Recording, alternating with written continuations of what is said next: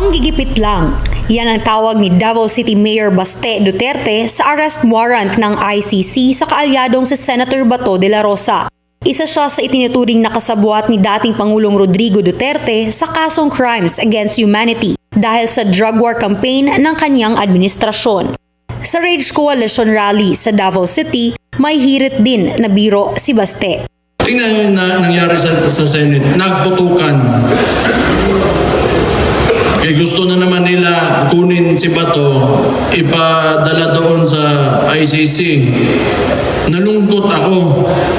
At the same time, medyo masaya rin kasi may kasama na yung tatay ko doon if ever that will happen. Yeah, it's a bad joke. It's a bad joke.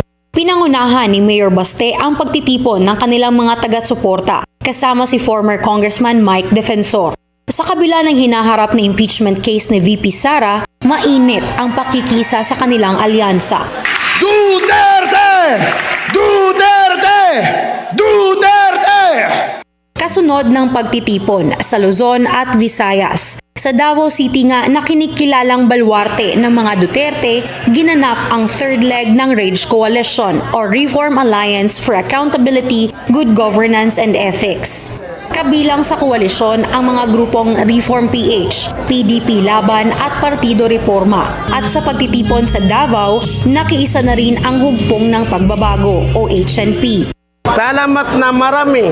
Utang loob po namin sa mamayang Pilipino ang suporta nyo kay Inday Sara Carpio Duterte dahil alam natin na siya makakaganda sa mamamayang Pilipino inshallah sa kinabukasan ng ating mga anak.